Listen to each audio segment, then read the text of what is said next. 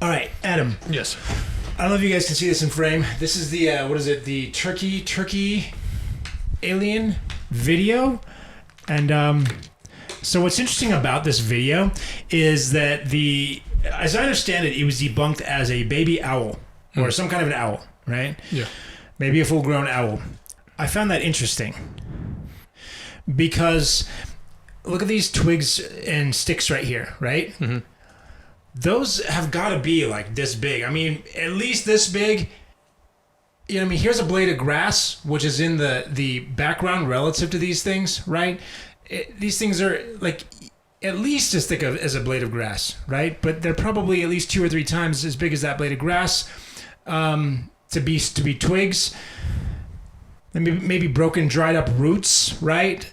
I think they're just kind of like the fragments of branches or trees, right? Right, exactly, right? So take one of these, and assuming it's as big as my finger, right? Mm-hmm. How many of these can you stack along the head of this creature in here, right? 1, 2, I mean, just eyeballing it. Yeah. 6, 7, 8, you know what I mean? That is, right? That you're saying it's proportionally bigger than what a baby owl's head should be. Right. I believe, and this is in the foreground relative to this head, keep that in mind. I believe that this is like at least that big is the head. And I mean, depending on how big this branch is, it could be double, triple that. You know what I mean? And then you look at other things that appear to be at the same level here. This eyeball, you've got these leaves here, which are probably as big as these 2 fingers, you know what I mean? Mm-hmm.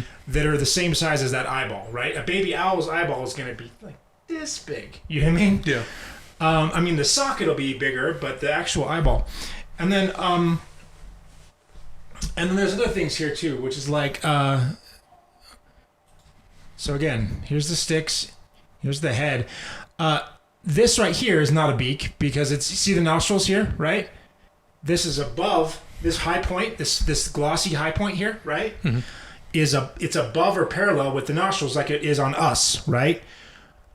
Beaks are not noses. Mm-hmm. Beaks are mouths, right?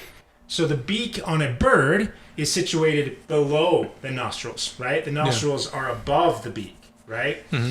And so the fact that the highest, glossiest point on this creature is slightly above or in line with the nostrils tells me that this is a nose and not a beak. Mm-hmm.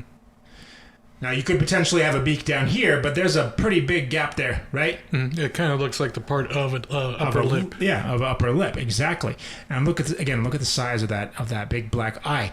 And then another thing here, I mean, obviously it's all glossy. There's no fur on this thing. There's another good shot of the nostrils, right? Mm-hmm. And it kind of looks like it has its mouth semi-agape. And you can see a cheekbone here, right? Very pronounced cheekbone.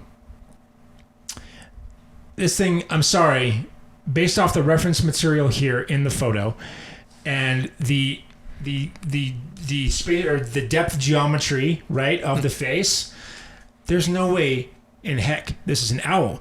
And if you look on the forums where people are like talking about this video, they keep saying over and over and over, it's an owl, it's an owl, it's an owl, mm-hmm. right? It's not an owl. You know what I mean? I'm sorry. It's not an owl, which means that the people who are doing that, I believe, may be gaslighting, right? Repeating the same thing. We did an episode on this show about mind control. Mm-hmm. Repeating the same thing over and over and over so that the population just accepts that. So if you keep repeating it, people are going to parrot it, and then it's going to come back to just, this was what it was. We have to realize that the brain, guys, has not evolved to see reality for what it is. Mm-hmm. The brain is a pattern recognition system. It's a prediction engine. It looks for patterns and tries to predict the future based off of the pattern. Mm-hmm. It's a guessing machine. It allows us to search very high-dimensional problems, right? Mm-hmm. Efficiently because it allows us to guess. So the problem with that is that the way the brain works is it sees reality as the thing that it sees most often, most consistent. Whatever's the most consistent is real. The most consistent thing is real. So if I look at a feed describing this video, and the most consistent description of it is a bird, right? Oh, and by the way, I've never actually seen an alien before, right? So I don't even know if they even exist, right? And most people tell me they don't, right? Yeah. Then I'm going to believe it's a bird. A, because everyone's saying it's a bird, right? Yeah. And B, because I don't believe in aliens, right? I don't believe in aliens because I've never seen them. But here's the problem. Every time I see one, if every time I see an alien, I tell myself it's not an alien because I've never seen one before. Yeah. It's not recorded. Then, well, the point I'm trying to make is that if I delete every memory, right, or invalidate every time that I see the alien by saying I've never seen one before, then I will have never seen one before, and every new sighting will be invalidated, right? Yeah. I get what you're saying is that you're being conditioned to say I've never seen an alien because I don't have, because every other proof that you give me is false. Yeah. That's what you're saying. Every time I've seen it, it's false, so this must be false. But then that adds to the list of things that are false, even though potentially, taken in a vacuum, it may have been true or yeah, we don't know. Or yeah.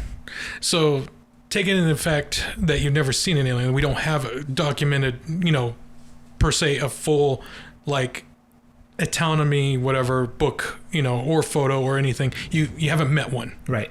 Now, let's say, would you call an alien a cryptid to us?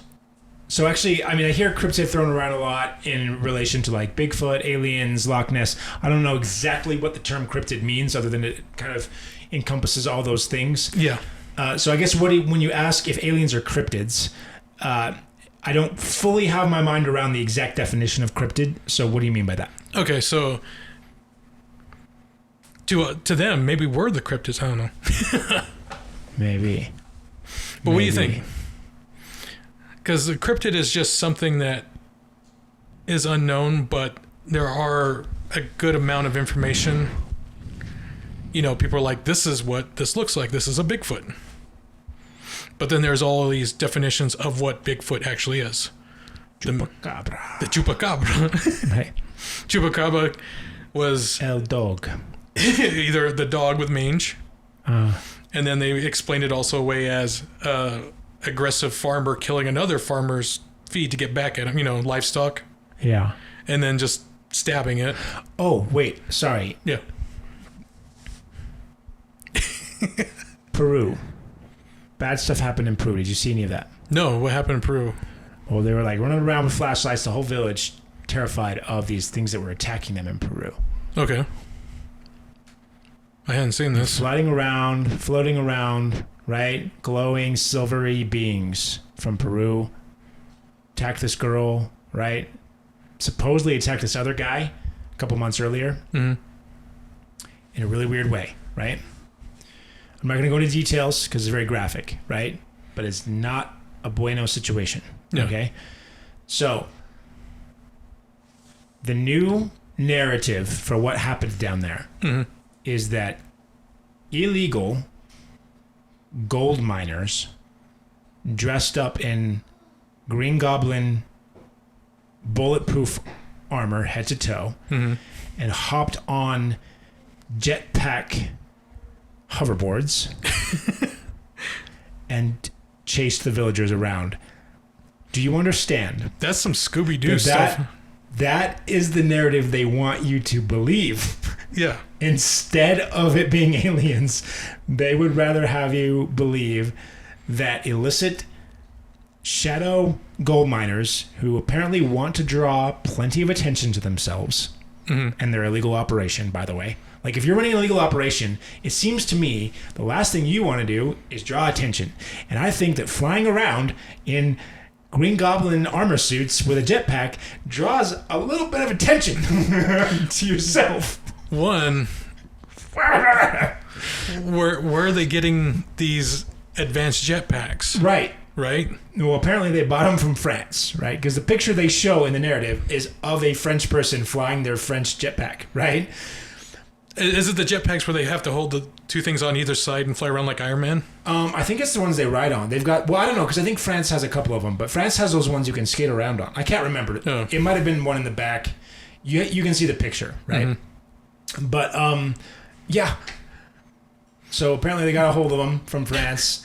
You know, a lot of the narrative sounds like it does come from that time frame of cartoons from like the Scooby-Doo era. Mm-hmm. So you think of the Scooby-Doo era, the Johnny Quest era, the arch nemesis who always goes with the most elaborate cartoony-ish plan. Like, I'm going to build my hideout in a volcano, you know? Yeah. And have a giant laser come out the top, you know? And I have all these jetpacks that are beyond normal technology that is available, right? Exactly. But I'm keeping it for myself. And I'm just going to scare these villagers. Yeah, I'm going to scare these villagers. Well, so supposedly there's precedent for them scaring the villagers. Fine. Well, what's the end goal, right? Yeah. Well, the end goal is supposedly to keep them off their mining operation, but the thing is, the villagers are shooting at them. You know what I mean? Like, if you're an illegal miner and you're trying to scare the villagers, right? Mm-hmm. I feel like jetpacks and body armor, and they're shooting at you. You know what I mean? Yeah. With like assault rifles or whatever. Like, you're probably. It just doesn't make sense. You know what I mean? I think maybe we should get into the business of going to like the Spirit Halloween store and then talking to France and getting some jetpacks. Yeah. You know, getting that business. Yeah, it's lucrative. Yeah. Well, and then all the while, you know, mining gold, you know. I don't know. Well, it's like, no, we're selling it to the miners, you know, so we make the profit that way. Oh, that's right. Yeah, we're just like the miners apparently are, you know, they're in need of demand. Jetpacks and ghost costumes. Anyway, it's just so absurd. What's interesting is it's a lot like, you know, it makes me think of the Roswell cover-up. Mm-hmm. Because the 1947 Roswell cover-up, the Air Force... Mm-hmm. The Air Force released a report on what they thought happened. I don't know if I talked to you about this at all. I know a little bit about it because at first they're like, oh, we recovered debris, you know, and they had him, I forget the guy's name that was holding up the debris and everything. Yeah. And then they quickly changed it afterwards, saying, no, it was a weather balloon. All random test cases, right? Yeah, so they come out with this really contrived... So what was interesting about this is like... they came out with the story. First, it was a flying saucer, mm-hmm. and then within like 24 hours, they retracted that and they said it was a weather balloon. Mm-hmm. Okay, fine, and that held for long enough time. Obviously, a lot of people are asking questions. A lot of reports are coming out. Now, they could have just ignored those, and it probably would have gone away. But then they come out with a report, mm-hmm. and the report tries to explain. So over that time, 20, 30 years or whatever. I guess the report came out in the 90s. I'm not sure. Maybe it was the 80s. It was like the late 90s-ish, like 98, 99, yeah. So the report comes out then. So between what? So it's like 50 years, right? So in the 50 years, a lot of stuff has come out, leaked out. And importantly, there has been hints that there were bodies recovered, right? Mm-hmm. Now, obviously, the Air Force could have just written that off. It's been 50 years. They could have just said... No, there weren't bodies. You know what I mean? But instead, they tried to explain the bodies. You know what I mean? And that, I think, again, just gives it away. Like, you didn't have to explain the bodies. You could have just not brought them up. People's minds are already predisposed to not believe in aliens. Like, you can just not explain that part. You know what I mean? But they tried to explain it. And so that's like, why did you feel that you needed to explain it? Unless...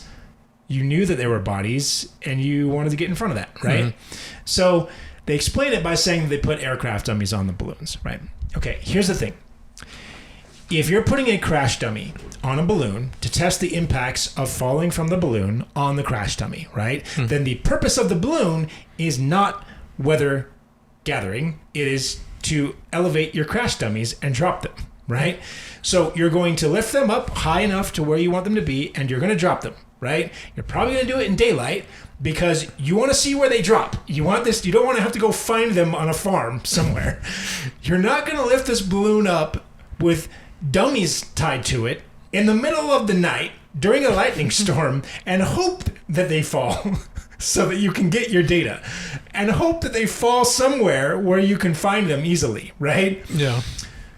And that's the story that they came up with, that we had a weather balloon that we launched in the middle of the night during a lightning storm, and we attached it to a hexagonal disc because we do that. Mm-hmm. And we also attached half a dozen crash dummies to the disc, just in case the weather balloon crashed, so that we could get data off of the balloons, off of the dummies that we were fortunate that we thought we had the foresight to think ahead. If we launch this weather balloon at night in a lightning storm, it may crash.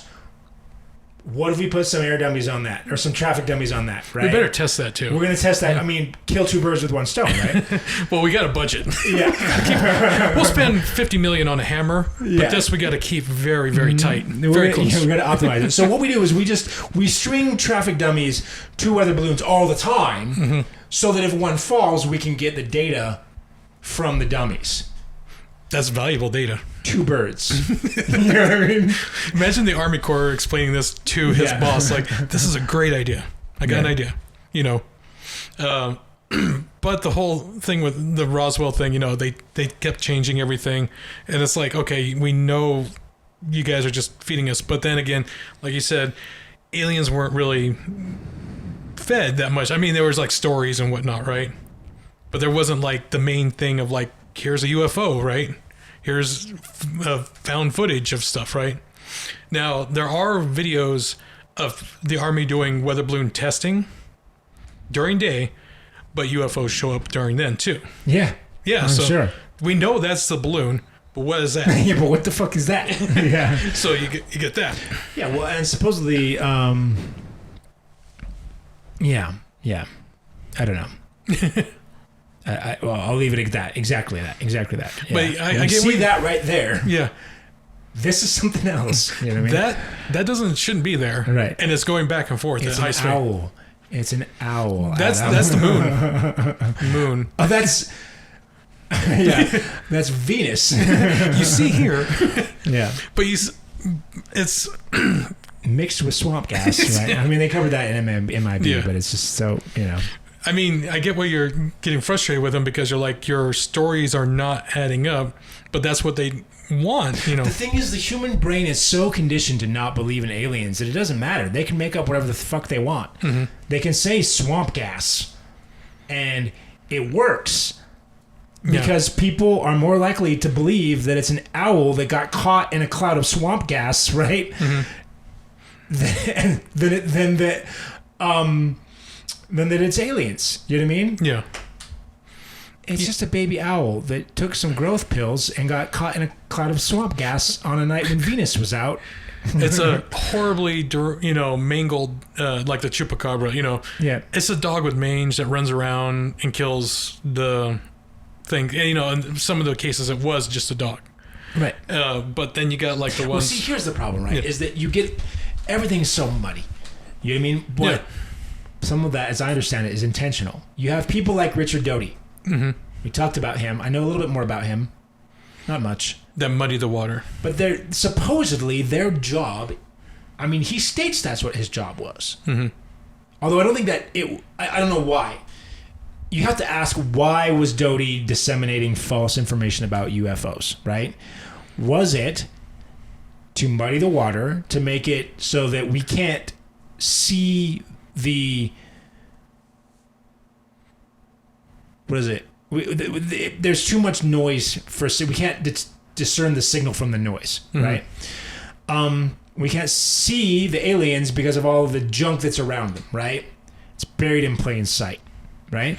Or is it to scare off the Russians and the Chinese and whoever? Because if they think that maybe we have alien craft, maybe they're a little bit more hesitant to attack. Who is he targeting with that misinformation? I think it's both, really, because it's both muddying the water. Yeah, again, we attach the dummies to the air balloon and we spread misinformation right at the same time. But see, that's the problem. Is it's so muddy. You get so much shit. So many people. There was these. What is it? Darn it! There's these people who make they made the video the fake Boston Dynamics robot video where he attacks people. Yeah. I seen that where the Boston takes the gun away and he's like, telling him to get down. Well, hilarious, and props to them for that. But they also made a fake UFO video, which to me pisses me off. Right, as someone who believes that this phenomenon is real, it pisses me off because it's a laugh to them. But the problem is they're making it very difficult, right, to actually get the truth out. You know what I mean? Because they're adding to the problem, right? They're adding to Okay, Yeah. so the guy whose job it was to muddy the water, right? Yeah. Now, people take up on that and people want to make a goof out of it because you can make a joke out of pretty much anything, right? Yeah. But again, the person who really, really wants to, is researching it and trying to get through it, they're just kind of brushed away also because, their research is just part of this. Nobody wants to admit that they're like fully on board this, right? Because they see it as being part of the shame. So we talk about mind control a lot on Splayed, right? And one of the aspects of mind control that's super significant is shame. Mm-hmm. Shame is huge for mind control. If I can make you feel shame, I can control you. You know what I mean? We saw it with coronavirus. Whether or not you support how that was handled or not, right? Shame was used, right? Yeah. There were advertisements in Utah that I would see in YouTube, right? That had kids, teenagers, right? One of them would be wearing a mask and the other one would not be wearing a mask, right? And then the one that was wearing a mask would like do some sort of a karate move and they would kind of air punch or air kick the person not wearing the mask. And then, the camera would cut and then it would flash back in and the person not wearing a mask would be like knocked out. So they're actually implying violence, right? Like there's an undertone of the need to control the person not wearing the mask, right? Mm-hmm. You can see that's what they're getting at. There's whoever made that video has frustration, angst against the person not wearing the mask, and they're trying to control them. Mm-hmm. But the messaging is that it's okay to be hostile towards these anti-maskers, right? And that they should be ashamed, right? And then, just shame campaigns all over the place. You know what I mean? That's the first one comes to mind, right? But I mean, throughout that whole entire pandemic, if you spoke up about hesitation on the vaccine because it was new, I'm not saying you're an anti-vaxxer, but you were hesitant, right? Mm-hmm. Until what you should be for anything that's new, right? You should be hesitant. That's a logical way to think. But you were shamed for it. You were an anti-vaxxer and you were like mixed in with flat earthers and like, you know what I mean? Basically, you were the same. You know what I mean? Yeah, I mean, there is a bunch of things where they're just like, well, if you're not believing in this, then you're just kind of looped into that group of people. Yeah. And so you were basically shunned, shamed. You're a bad person, right? Mm-hmm. Well, I think everyone right now in today's time, everyone just thinks everyone's a bad person. You know, it's true. So it doesn't really matter. But the fact of the matter is that it controlled people. Scientists who contested various things were ashamed to speak out. They were ridiculed, right? Mm-hmm. And so the same thing happens here in the UFO community where there is shaming that goes on if you want to possibly even they've done such a good job of making it a joke with aliens about aliens mm-hmm. that and making fun of like crazy, hicks out in the, you know what I mean, in the middle of nowhere, like believing in aliens. Like they've put such a stereotype around it that you can't say that you believe in aliens without taking on that persona. And you have to be bold enough to do that. Yeah, well, I mean, you can take on the persona because, I mean, even then you got to admit that our universe is just way too big for anything, Yeah, and most people accept that aliens are probably somewhere in the universe, mm-hmm. right? Or I think the majority of people believe that aliens exist somewhere else in the universe. Yeah.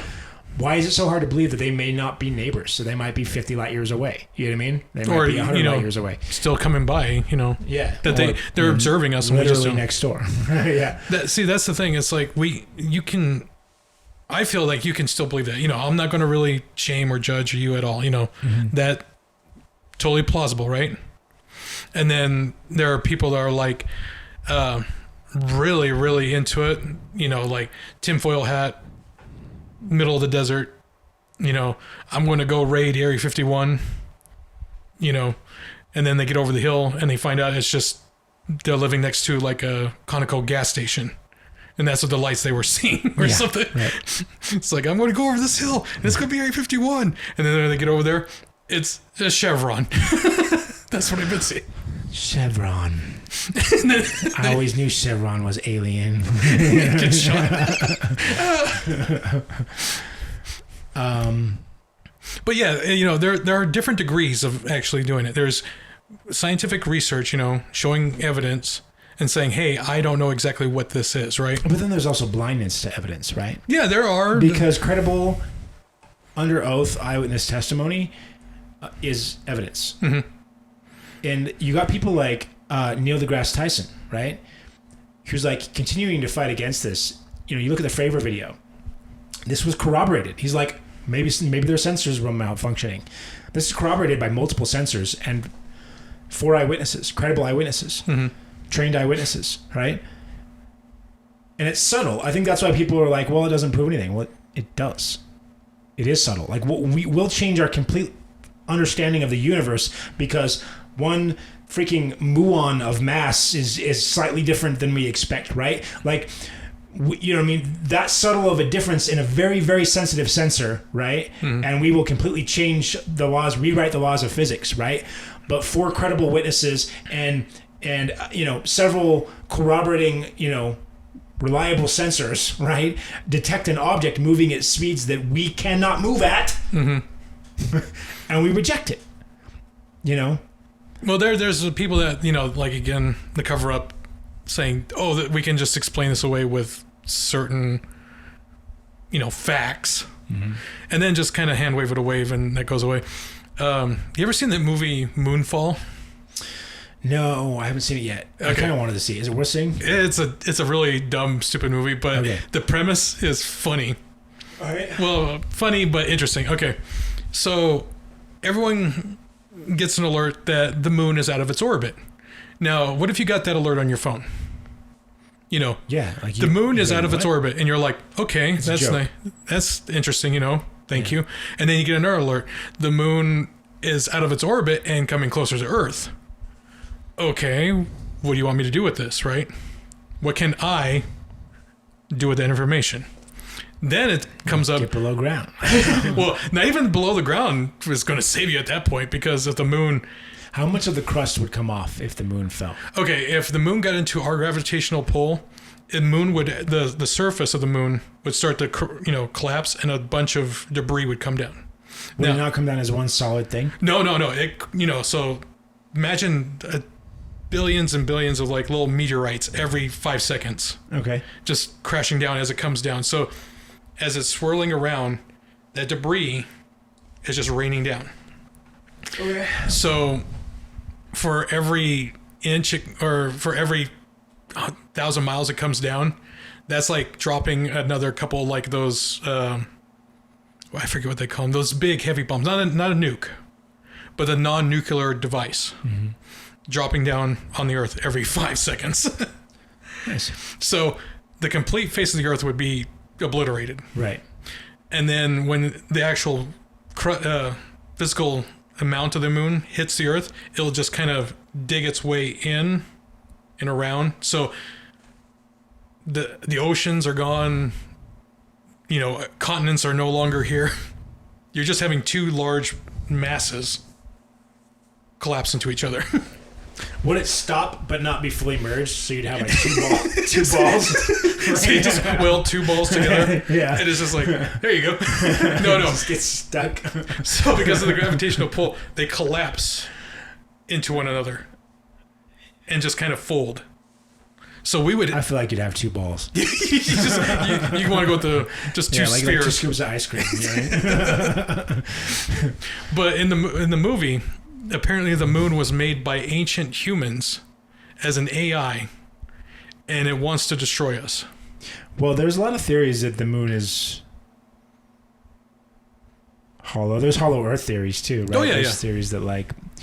That's where The Hobbit takes place. In Middle Earth? Yeah, because he thought we're on the outside, Middle Earth, and that's where all the Lord of the Rings happens. Craziness. Right?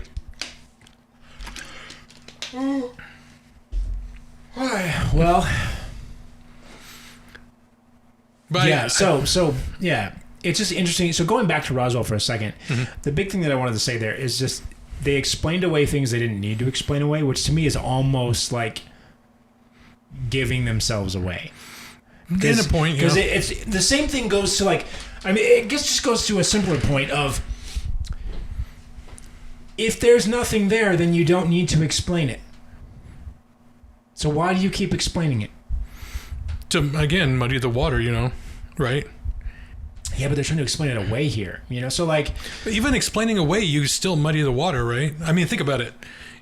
Okay, you ate lunch yesterday, right? Yeah, but why are you trying to muddy the water is my point. Like, why? What are you trying to hide that you're doing anything? Why are you spending any money doing anything if it's completely fabricated? Just, they don't...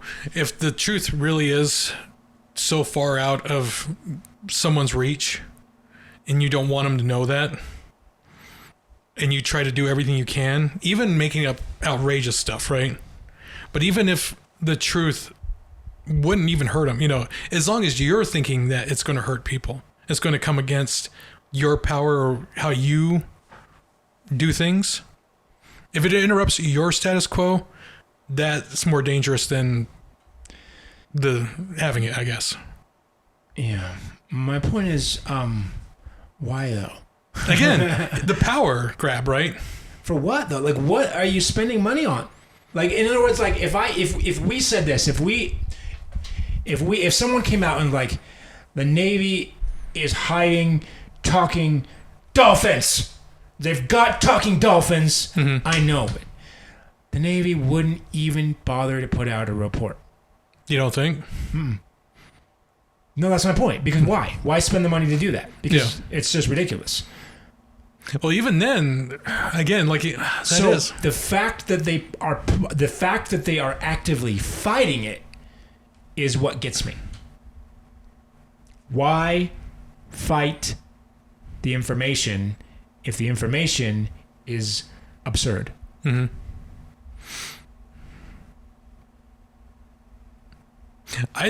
Okay. Maybe they were just new to being this whole CIA secretive. It's the new. Yeah. They weren't used to it yet. They didn't realize they didn't have to fight. But again, still, same point. Like, you intuitively know that you don't have to defend something that's absurd, right? Yeah. Like, if you come up and you're like, I know you were on the moon yesterday, right? I'm not even going to even bother trying to explain myself, right? Unless I was on the moon. Then I feel like I have to explain that I wasn't on the moon, right? I just keep going over in my head about the secret keeping business here in the United States. Because even Stalin knew about the bomb even before we used it. Yeah, I mean, everyone was trying to develop. It's not like we got there way ahead of everyone else. Like, the whole world was on the path for this. Well, I mean, yeah, everyone was developing it, but, I think they tried to threaten Stalin saying, hey, we got this new weapon, and he's like, oh, yes, I knew all about that. Thank you. Gotcha. Yeah, I mean, that doesn't surprise me, right? So even in the secret keeping business, leaks, stuff will happen. Yeah, but even the higher ups are just like, yeah, we know. Leaks have happened. Yeah. That's the point is that there's leaks that you can believe and there's leaks that you can't. Mm-hmm. People can't believe aliens. If I had an alien, I could drag him in here right now, put him on this podcast, show him to you, and neither you nor the audience would believe that it was real. Even if it was. I could bring him in here, mm-hmm. show him to everyone, right? And show him to you, and tomorrow you'd be like, man, I don't know how you pulled that off. I'd be like, you wouldn't believe it, right? And that's the problem. That's why this secret never... Are you assuming my beliefs? That's why this secret never leaks, because it does leak, but the brain doesn't let the information in. The brain rejects it because it doesn't think it's possible. I mean, so people are always like, why doesn't this leak? How do they keep a secret? Dude, mm-hmm. It leaks all the time. People refuse to see it. You know what I mean? It's easy to keep a secret when everyone that would potentially observe the secret turns their head and looks the other way. You know what I mean? There is that mentality, man. We were always at war with East Asia, right? It's doublespeak, mm-hmm. right? Right? Yeah. It's the same thing. It's an owl. It's an owl, Adam. Silly. I see those comments through there. Come on, nerds. It's an owl, right? Everybody, like making fun, shame and repetition. Yeah. You guys are nerds. It's an owl. Please stop. It's an owl, right? Right? Yeah. Shame and repetition. But if you take 5 minutes and look at the freaking picture, it's not an owl, right? Now, it may be a hoax, but it's not an owl. Mm. You know what I mean? So how do you feel? Because I know I believe in aliens too and everything, but how do you feel about the paranormal, ghosts? I think those are they're the same thing. That aliens and... I think that they're aliens. Okay. Because, I have my things in paranormal ghosts and everything like that I've experienced. And if I brought in like a full bodied specter, let's say I found the soul of George Washington, Yeah. He's been dead. Yeah. This is him. People would reject it, right? Yeah. Now, realistically, I say you would reject it. Maybe you wouldn't. But most people, I could bring it right here in front of you, right? Mm-hmm. In front of them, right? And they would reject it, right? You bring that in front of me a year ago, right? Mm-hmm. I would say, dude, how are you doing this? Right? Yeah. You bring that in front of me now, I'm going to say alien. You know what I mean? You're going to say something else. Well, I'll say alien. He's an alien. Yeah. Yeah. Because I like in that movie Paul, because when they first see him, the first thing they do is faint. Yeah. And he's like, I've tried to train myself to, first contact. They even thought about it, You know what I wish, dude, is I wish the aliens were nicer. Really? Like, I wish that they were like social beings. They don't appear to be social beings. From everything I'm reading, everything I'm looking at, right? Mm-hmm. Like, it doesn't seem like they're not Paul. Like, no. You're not going to be able to smoke and drink with them. You know what I mean? Like, you're not going to be able to sit down and have some coffee and a cigarette. You know what I mean? Or whatever, right? Mm-hmm. Like, they're just... You think they're more like the high elves, right? They're very... I wish they were like the high elves. Very business. I think they're more like Independence Day. You know what I mean? Yeah. Uncaring. Yeah, just... No emotion. Psychopathic. Yeah. Well, because we have our own beliefs and things that we've built upon, our morality and stuff, they have none of that. Yeah. So it's like, you're just another organism. Yeah. They're not necessarily out to get us, but they have no regard for us either, right? Mm-hmm. And there's no way we can relate to them because they're not social beings. They're not emotional beings. Yeah. They don't understand love. And that bothers me. Well, would it be very shocking if you see, UFO footage, right? Flying around, and all of a sudden, just from that tiny spaceship, the mariachi music comes on, just blaring out. Dude, I would fucking love that. I'd be like, holy crap. Dude, I'd be like so relieved. I'd be like, thank God, yes. Okay, they're fucking awesome. We can do something. Oh, God.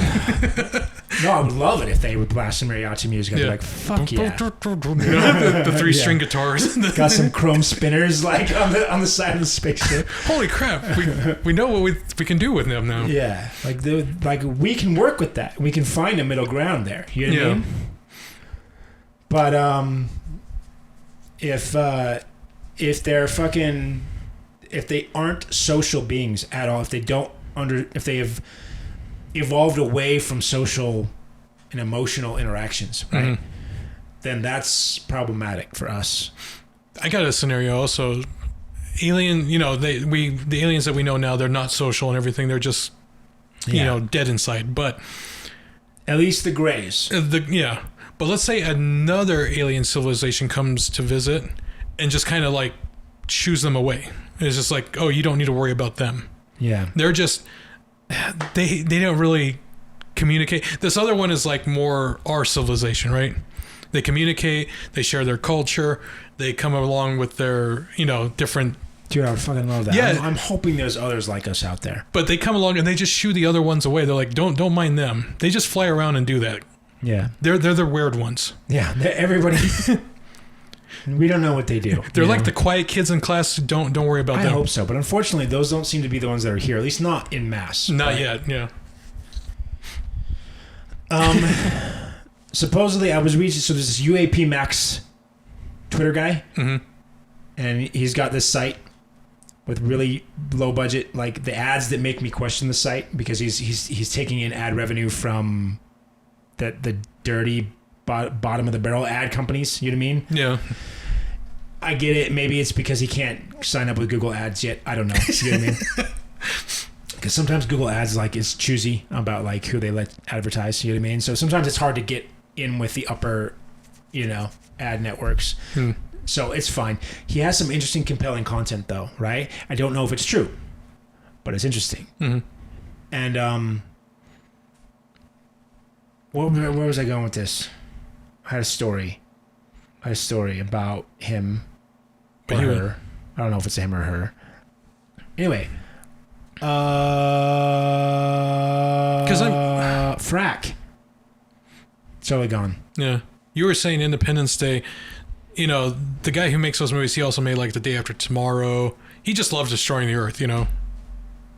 Doesn't matter what. Could be nature, aliens.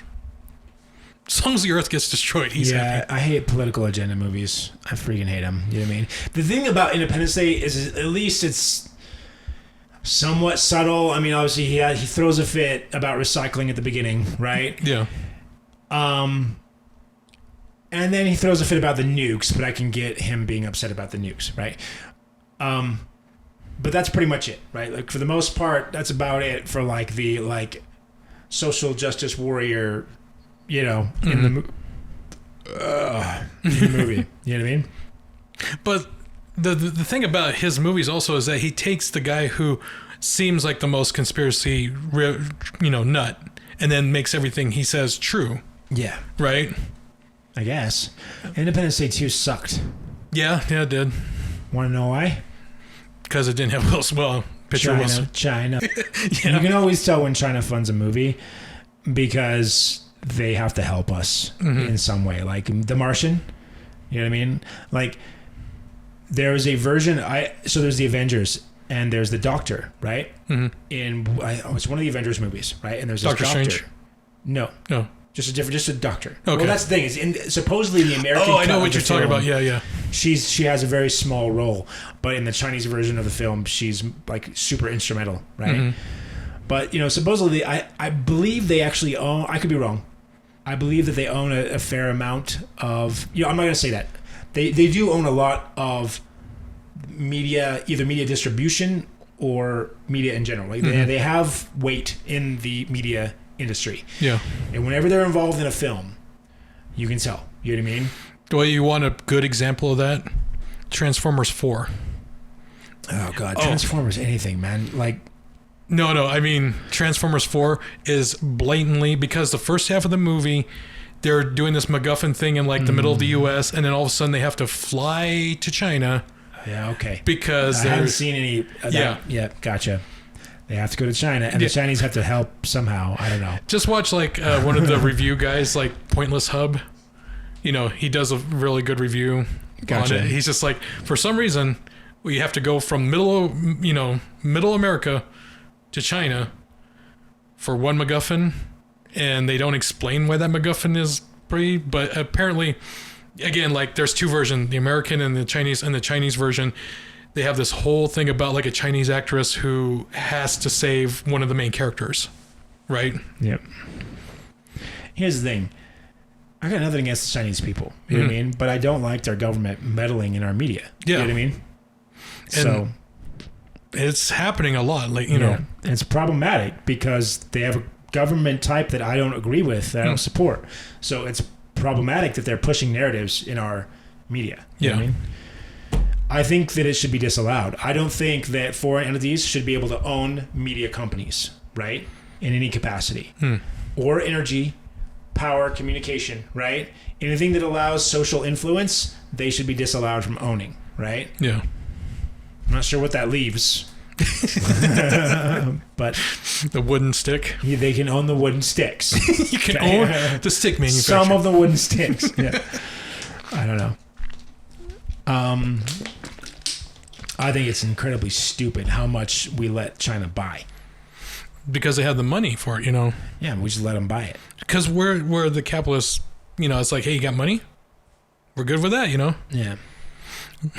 I also read that animals are attacking us in number now. Animal kingdom is rising up again. Yeah. A lady got attacked by both a snake and a hawk. I don't want to hear it. You don't? I hope she's okay. She is. Okay. Yeah. Orcas are biting the yachts. Nice. That's fine. It's like, I don't really care. They're just like taking the rudder off the yacht and swimming away with it. And they're like, we can't steer now. It probably like smacked the whale when they didn't notice. You know, and the whale was like, the fuck? So I'm just going to go ahead and take your rudder. They blame the whale. You know what I want to see more of is magnetohydrodynamics. Mm-hmm. Dude, I didn't know this shit was real. Magnetic Lev I have a Tech. book. Supposedly, this book is by the guy in Florida, the castle guy. Did you hear about him in the 1920s? Is this the one guy who built like a whole little castle thing in Florida? Yeah, I remember him. Big megalithic coral stones or whatever. Yeah. Same guy. He thinks it's anti-gravity. I don't know that I necessarily disagree, but some people say it's an MHD that he's built. I don't know. I don't actually care. I actually suspect, I have a theory, that anti-inertia or inertia dampening may be a side effect of a powerful MHD. Theory.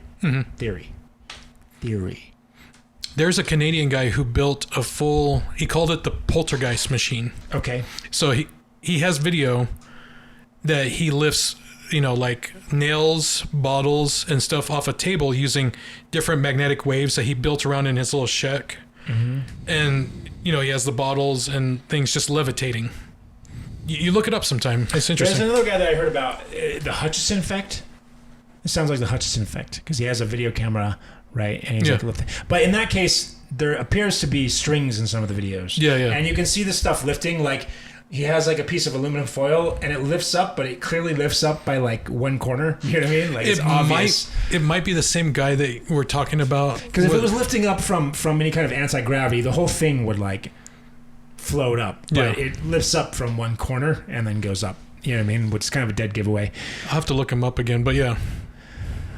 To be clear though, I do think that anti-gravity and anti-inertia, same thing, is possible if you can. I mean, Salvatore Pais is on thread of execution, TOE, theory of everything. Theory of everything. I always confuse it with thread of execution. Thread of execution. Because in software engineering, you have a toe, which you put into your app, processing context so that you can track the thread of execution. Oh. But his blog is named, or his podcast is called Toe, but it's theory of everything, right? Oh, I get you. But he's kind of a dick, but he brings on his guest, and it's Salvatore Pais, who's not a dick. He's a badass. And he's talking about anti-gravity, you know what I mean? And what he talks about is if you can pump enough inertia, that's not what he said. That's not what energy. If you can put a high enough concentration of energy density and motion, I think he said you could just vibrate it or spin it or both in an area, that it actually creates a hole in space-time.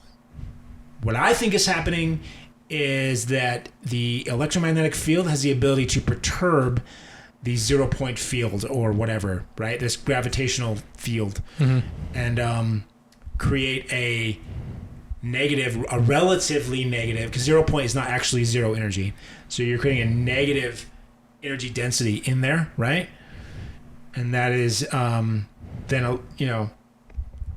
basically allowing you to, you're either creating a negative, or I guess, I don't know, or a high. You're mucking with the geometry, the density geometry of that area, right? And so, as a result, this field doesn't want to interact with whatever's in that area, right? Or it wants to interact with whatever's in that area more strongly, but it wants to interact with stuff adjacent to that area less strongly, right? That's my theory. So the idea is that you take like something that's shielded from this energy, And then adjacent to that, you put like an MHD or something that's pumping a ton of energy and plasma through it, right? And you basically draw this 0 point field into that area and away from the object adjacent to that, right? And so the object adjacent to that falls into this hole in space-time like he describes, right? And then it can move without inertial back pressure or whatever, right? That is just going against everything of gravity and just being moved by, move it wherever you want. But it doesn't, to be clear, it doesn't it's not propulsion, right? No. It's just anti-inertial. Yeah. The issue with that obviously is, I think, if you can turn gravity off, and here's the thing is, you're moving, basically the idea is that wherever you have this MHD, you should have an increased inertial force through that area, and then a decreased inertial force in the area around it. That's my theory, right? You're creating a relatively negative space, a hole, right? A low pressure area in this 0 point field, which is then causing the 0 point field to flow preferentially through that area, and then divert away from this adjacent area. So you're relieving the weight in the adjacent area. You're increasing the weight in the inside the interior of the MHD, right? But I think that's opposite of how Pais describes it. I think Pais describes it as you pump enough energy through this area, and it just basically rips a hole in space-time, and you get sucked into it, right? So my theory is that if you run an MHD at high enough power, that the occupants of the craft adjacent to that will experience reduced inertia. That's the theory. We could probably test it. Yeah. Where was I going with this? I don't know. Oh, gravity. Yeah. The thing is, if I can basically shut off gravity for the area adjacent, because here's the idea. If I've shut off, if I've increased inertia inside the center of this device, or wherever the engine is, maybe it's on the outside, right? Wherever the engine is, if I've increased inertia there and I've reduced it somewhere else, I have not increased the weight of that area by the same amount that I've decreased the weight elsewhere, right? Because I've increased the weight of the area inside the MHD by the amount of mass that was already in there. Or sorry, by the additional flow that I'm pumping through the mass that was already in there. So it's relative to the amount of flow that I've diverted away and not to the amount of mass that I've diverted the flow away from. So in theory, I may multiply the center of this area's weight by 100, and I may reduce the weight of all the surrounding area by 100. But I may have a lot more mass in that surrounding area. And as a result, I have a net weight reduction, right? And then you fly up to outer space, and then you turn the drive off, and you drop it, right? And then in theory, you have like a perpetual motion. But what I'm guessing is the amount of energy that you would need to use to carve out this hole, right, is going to negate that, right? So you're not getting a free lunch. You're not getting perpetual motion. But you are getting sort of linear acceleration cost or logarithmic acceleration cost instead of exponential, right? And so as a result, you can reach the speed of light or approach it in a feasible way, and you don't experience inertia, right? That's the theory. Right? Like you don't like squish, your lungs don't squish. You know what I mean? When you accelerate. Again, you have to have the energy that you're putting into that, though, to start with, right? Yeah. But we don't know exactly what that amount of energy... It was apparently a lot. He said it was a lot of energy. Again, that's a lot of energy, but, if an exact number there was, let's say the output of a nuclear plant for 3 years. Yeah, I don't know. He had... I want to say he like 10 to the... 10 to the 18th electron volts or 10 to the 18th joules. He gave up a bunch of numbers. It was like 10 to the 33 electron volts, 10 to the 18th joules, 10 to the 25th. Like, I don't know what those numbers mean, but it was a lot of energy. It is, because that's like taking, all at once too. But, and then having a device that can... inject that into that reality or into that area. So it's not like you can really test it. You know what I mean? And here's the thing is I think it might be one of those emergent things where it's like at low, like you can't, if you build 90% of an engine, you've got nothing.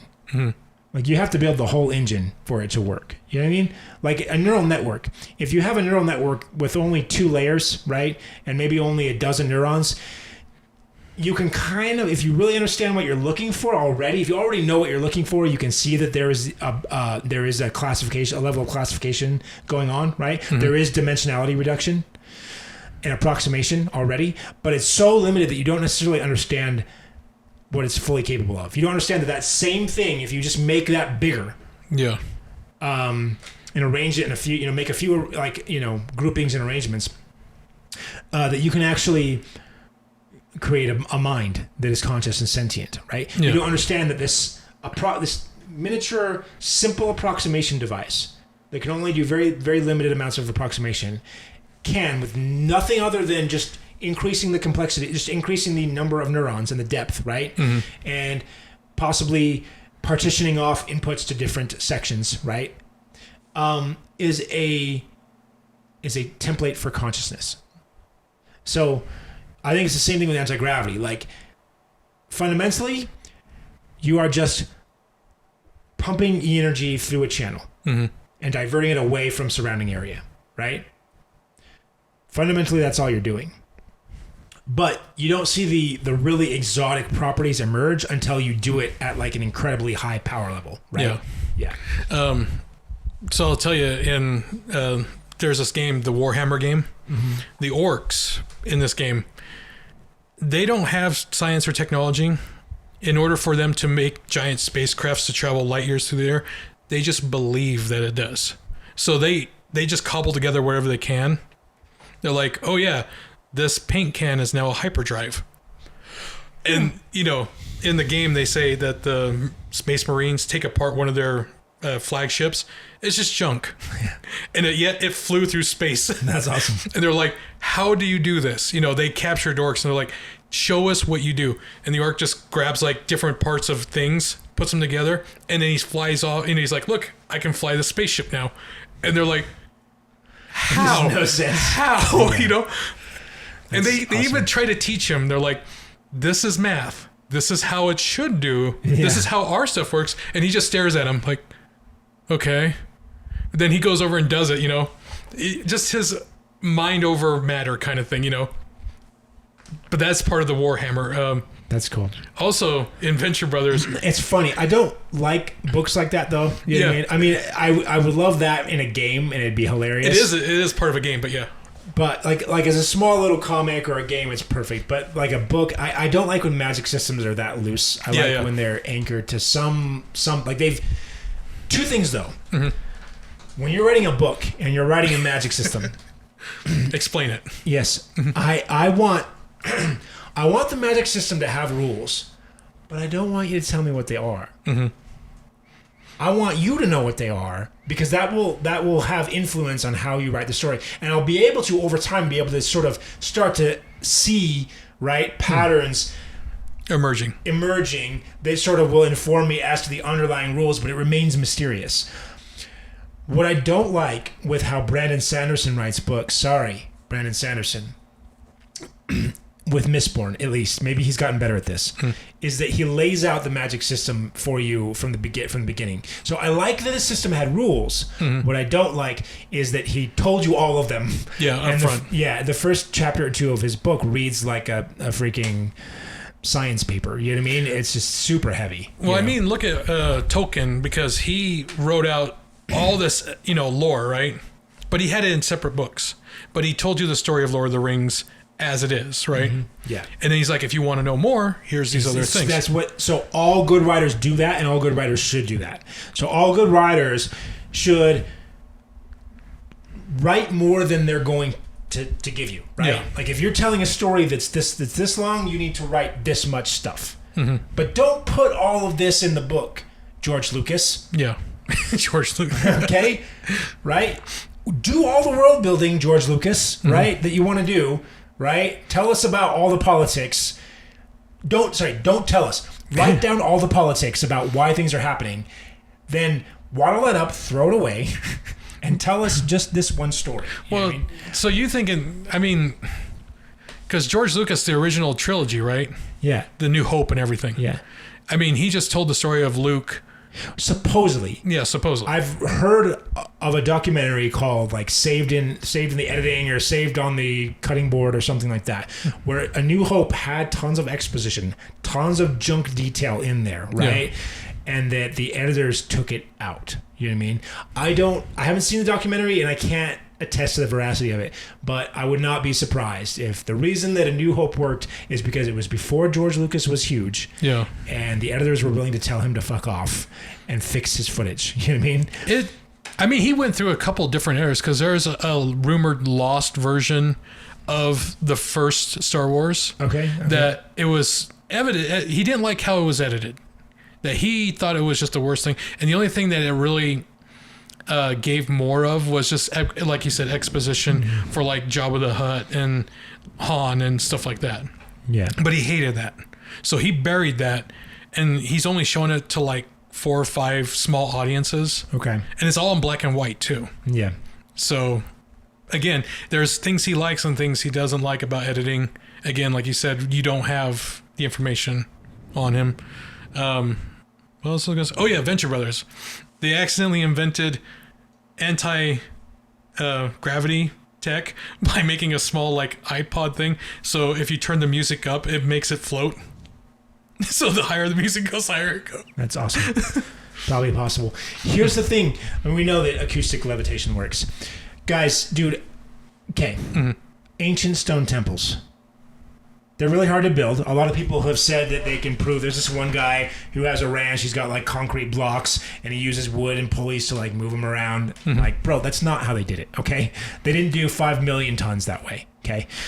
And even if they did, even if the Egyptians built the pyramids that way, I can buy maybe that one civilization was so audacious and so like just didn't care about human well-being and wanted these massive stone structures that don't help them in any way, that we can determine anyway. Again, per the culture, because things change. Anyway, go ahead.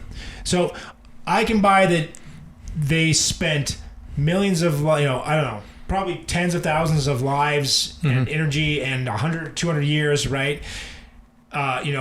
Building beyond their own lifetime for something that's not going to help them the hard way with wood, rope, and pulleys, right? To build these things once in one culture. Maybe. I mean, that's still ridiculously a stretch, right? Why did the Incas do it? Why did the Mayans do it? The Aztecs, right? Tradition. Right, tradition. I can buy that one culture was that stupid. It's hard for me to believe that every culture... And the thing is, it's not just stupid. It's really hard-working stupid. You know what I mean? Like, you're doing a lot of hard work that's not going to pay off. Humans do not do this naturally. They wouldn't have built these pyramids unless they were easy to build. Again, humans can be tricked very easily, and cultures, can be built upon lies and, again, muddling the water. Thousands and thousands of years ago, they had an Egyptian man his purpose was to bring disinformation saying, we have to build these. We have to keep building these. Wait, what? His job was to tell everyone. Whose job? Whoever, some guy. Oh, we're saying hypothetically. Yeah, hypothetically. Okay. He's just like, hey, we got to keep building these pyramids. We got to keep, we got to throw these. Well, and maybe they enslaved people and built them, and that's okay. Like it works as an explanation once. I'll buy that one culture wanted these massive stone pyramids so badly, even though they were going to not be finished until after their lifetime. I would buy that maybe one culture was stupid enough to enslave a population to build giant stone structures for no reason. Maybe. It's really hard for me to believe that then happens as a pattern. Oh, it does. Throughout history. I mean, think about it. When there's one good idea, there's going to be another. It just, no. No, I mean, look at us. Look what happened not even 100 years ago. Slavery, right? Yeah, but they didn't make the slaves build pyramids. No, we had cotton fields and we had... Yeah, we need cotton. We don't need pyramids. I'm not arguing slavery. I'm arguing using slaves to build dumb shit. Again, tradition. Yeah. It's all traditional. And not just dumb shit. Dumb shit that's going to prevent your slaves from doing stuff that you need them to do. Yeah. And dumb shit that's going to not be done until after you're gone. You know what I mean? And again, I could maybe buy that happening in one culture, but it's really hard for you to tell me that then repeated itself as a pattern throughout history. You know what I mean? I'm going to say it is, because even people, Chinese I can't say the word. I'm not arguing about slaves. No. I'm not saying about slaves. I'm just saying that people will do stupid things with but what they not want. Stupid hard things. That's the problem I have. Oh. I have no problem with ancient people being stupid, because we're all stupid. It's evident. Yes. I have a problem with them being stupid and hardworking. Stupid and lazy, I get. It's stupid and hardworking at such a scale that you can build the pyramids that I struggle with, right? I still say stupid yet really smart and disciplined and hardworking. Yeah. Yeah. And that is our legacy. That's the contradictory. That's the pyramids. You have to say that they were really intelligent and that they could design ways to move these and make it possible, right? And really hardworking to break these things out with stones. Yeah. And then hoist them up and, who knows, like move them with sleds, no wheels. You have to say that they were that smart, and then they were stupid enough to spend all that intellect building a big pile of stone. It's just that contradiction. I'll buy that they were stupid. I'll buy that they were smart. I won't buy that they were stupid and really smart and really hardworking. You know what I mean? I buy it, though, because I'm like, the person in power is like, I gotta have whatever I got, Hey, but it's not gonna be done until he's dead. Even then, he doesn't care. Okay. And again, maybe I'll buy that once. Once. Why does that happen multiple times throughout history? Because we don't learn. Because the frogs don't listen. That's why. This is not. And the point that I'm trying to make is this shouldn't be a natural thing that we gravitate toward. No. It isn't. Yeah. A natural thing that we gravitate. We don't do it today. You don't find me and you out lifting heavy boulders today, right? Well, we're not doing lifting heavy boulders, but we are doing the daily grind, right? For someone else. Again, we have to. No, that's producing value, though. It's not. Lifting heavy boulders was not producing value for these people. No. For one person. I just think it's funny that they're like, because people will evidently make a river of alcohol for the emperor, right? Because that's what he wants. Easy. You take the alcohol, you pour it in the river. No, just emptying out a river, draining it, and then pouring the alcohol in. Sure. Still way easier. What if the pyramids were like the most simplest thing for them? Again, let's say alien technology, right? Yes. That's where you're going with it. Yes. Alien, let's say they do the whole alien technology, because I've seen that they also talk about hieroglyphics, depicting, not normal people. Yeah. Right? Like the one where he has the thing around his head. We got this shit in Utah. Yeah. We've got pictures of aliens on cave walls in Utah. There are, yeah. You can say they're not aliens, but they're fucking aliens. That's a frost giant. Yeah. The super morbid. Yeah. But I get what you're saying, that, they had help. That they did this for fun. Or maybe they did it because the aliens are like, hey, this is going to be our new beacon. Yeah. This is how we can find... It's like them branding us, right? Maybe. It's just like, oh yeah, we just... Well, here's what my theory is, that supposedly this castle guy did this by himself without all of our modern technology. So my theory is that the technology to do that is actually not that hard to figure out. And the only reason that we haven't figured it out again since is because our idea space has been poisoned with false beliefs, false understandings of science. I believe that the well of science has been intentionally poisoned so that we are believing we're in what's called a false valley from a learning perspective. We are stuck believing that this is true, and we actually have to unlearn that to get to the real truth, right? Whereas if it weren't for that false valley that we were in, discovering anti-gravity may be actually relatively easy. Like compared to consciousness, like AI requires you to have a certain number of neurons, right? Which requires you to have a certain amount of micro manufacturing capability, which requires you to have a certain amount of advancement. Like to build AI, there was like umpteenth layers of technological advancement required to go from Stone Age to AI. What I'm proposing is to go from Stone Age to anti-gravity. May just be 1 or 2 layers. But if you miss it, if you divert away from that and you go down a learning path that is incorrect, then you never get there. Even though it's not that hard to get there, if you know what you're looking for, it's just that if you never ever look there, you never go there. Yeah. You know? And as opposed to AI, which even if you know AI is possible, it's still, it's still like a 50-year process, and billions of people required to get there. Yeah. You know what I mean? It kind of reminds me of this one anime I was watching, Gate, where a gate opens up in Japan, right? And it only opens up every 1,000 years. So every 1,000 years it goes to different dimensions. Okay. And lets in different races and stuff for 1,000 years and then closes. So it comes to our area. We're technologically advanced. The area that the gate opens up to is in like medieval, swords and dragons kind of thing, but they have magic.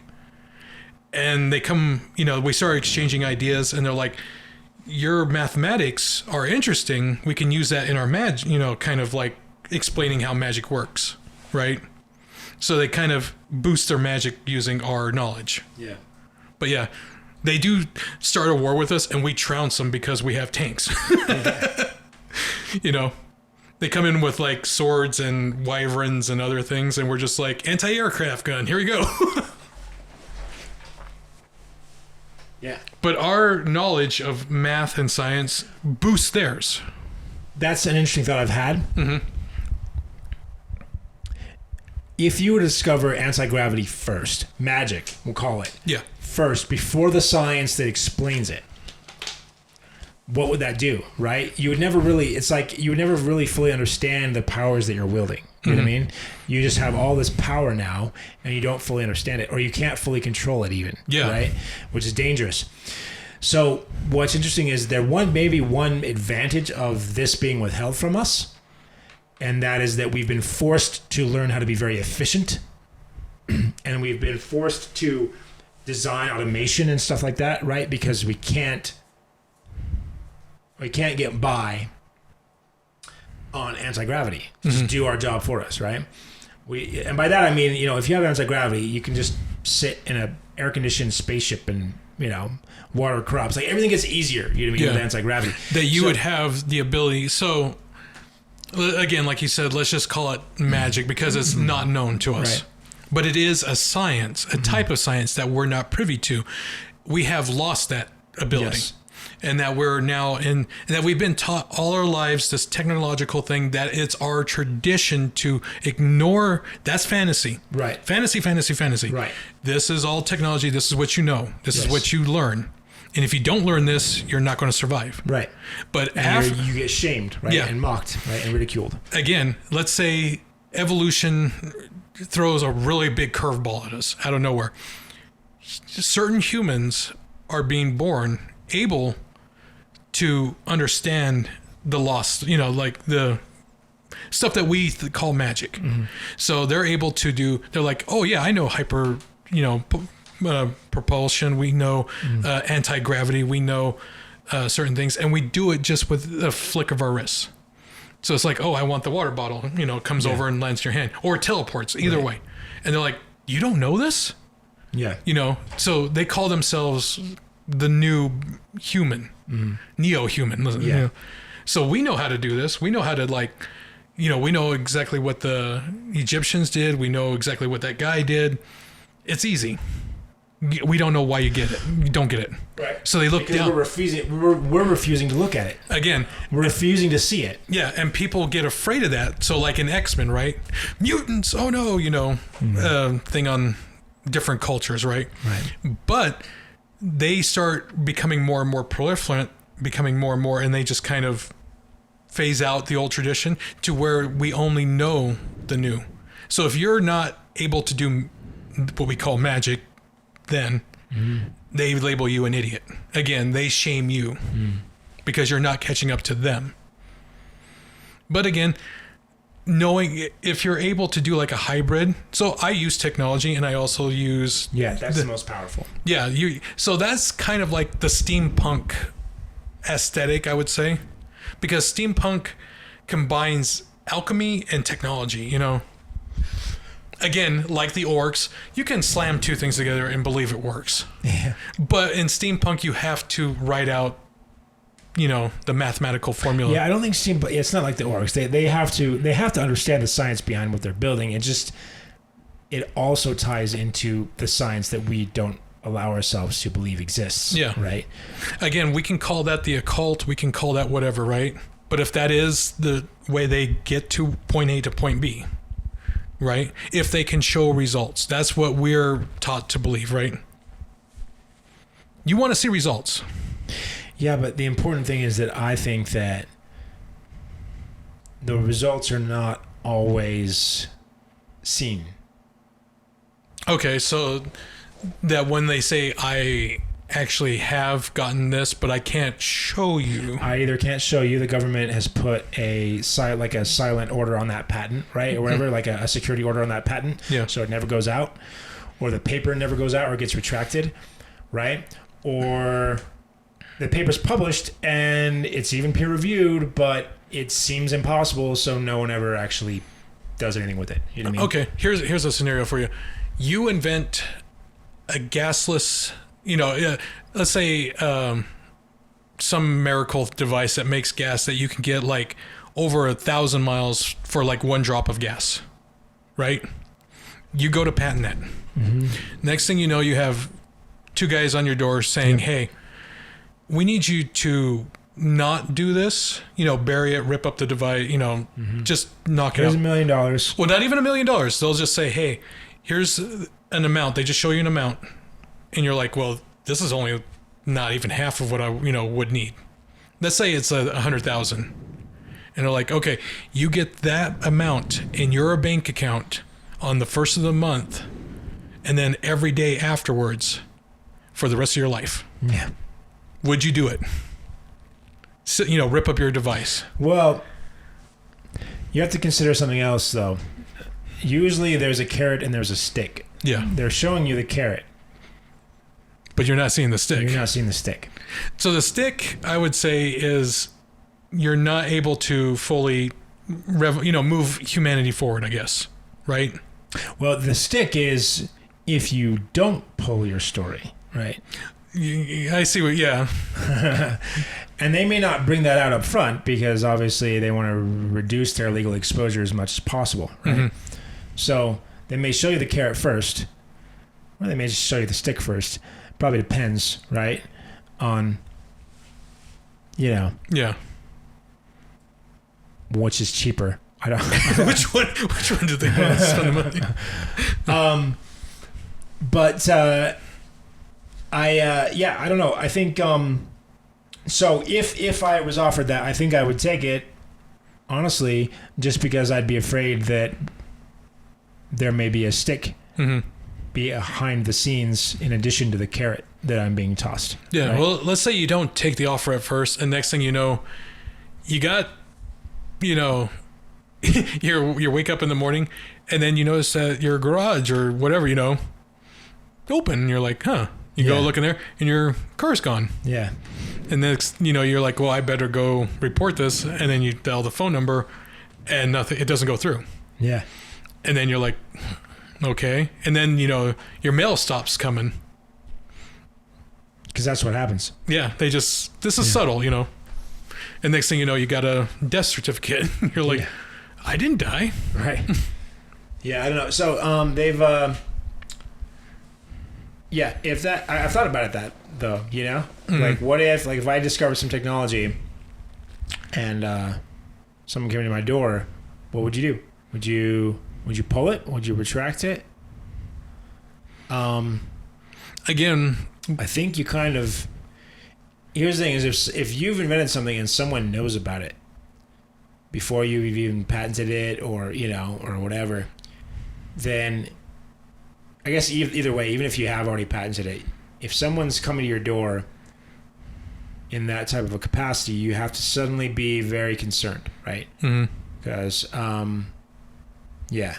So I think at that point, if they offer you money, if you can somehow certify that you're going to get that money. You're going to get that money. I don't know. Maybe. Yeah. Can you sign this paper? Just be like, look, I'll hold on to this. If the check magically appears in my bank account, then I will continue to hold on to this. I'll destroy half of my research now. Yeah, half later. Half later. It's like, I don't know if that's how that works, But honestly, think about that. I mean, who wouldn't take that deal? To have 100,000. Well, it probably need to be $1 million. You want $1 million for the first of the month, every month. Yeah, either $1 million up front or 100,000 for the next. Well, I prefer $1 million up front, but I would take the 100,000. Because $1 today is worth more than $1 tomorrow. But for me, I would say, okay, if I'm getting 1,000 at the first of the month, and then following day I get another 100,000 for the rest of that month, I'll do that, and that's for the rest of my life. And if I can transfer that over, Yeah, I'd rather take $1 million. You rather just have the $1 million? Yeah. $1 million for your new invention of a Cheez-It glued. Because $1 million today is $2 million in 10 years. Yeah. Versus,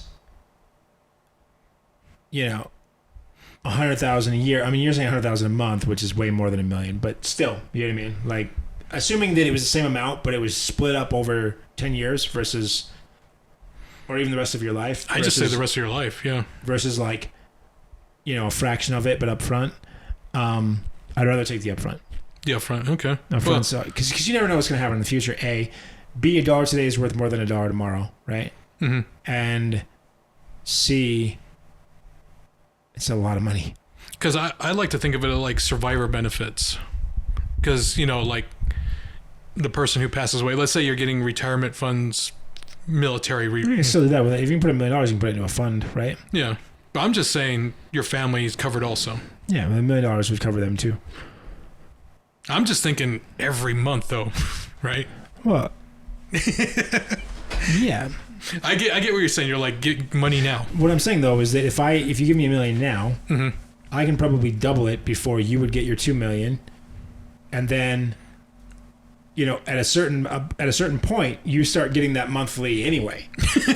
We're just going through this hypothetical that we're getting money, so pay us. Yeah. How tempting would that be? If you released a new piece of technology, right, and someone comes, hey, that's awesome technology. Here's $1 million. Take it off the record, right? Mm-hmm. What are you gonna do? Fucking, you take it. Well, take it. So what's your technology? Is you glued a Cheez-It to a cup, mm-hmm. and somehow you come up with anti-gravity? Yeah. You're like, I patented it. That's mine. It's mine. If you glue a Cheez-It to a cup. Just the right angle, too. It has to be a 35.5 degree angle. Yeah.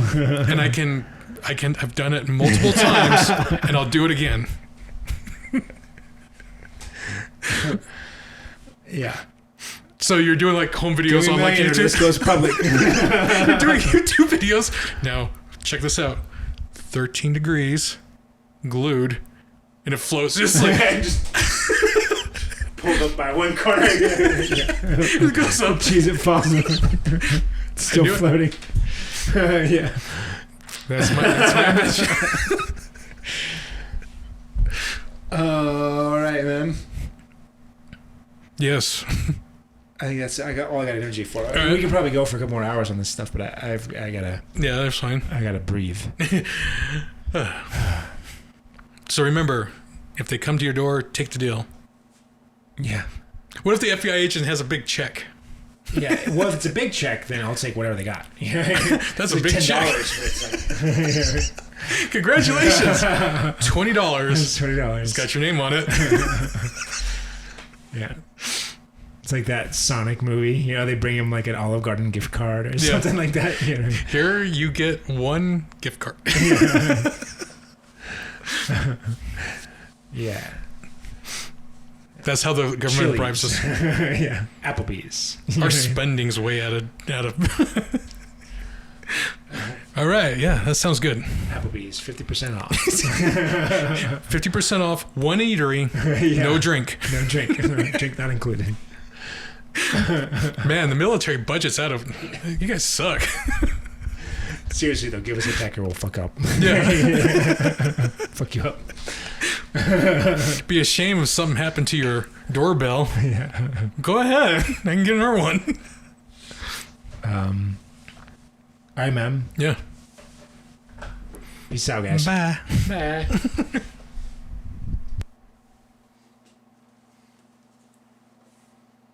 I don't know. Be a shame if something happened to that lawn ornament over there. Yeah. If you're gonna make a threat, make it a little bit bigger. Yeah. You know, my car. Yeah.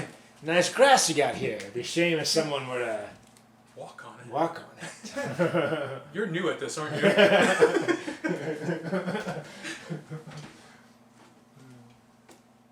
that could be a skit right there.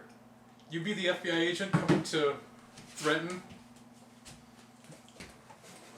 Yeah. It's my first day on the job, so.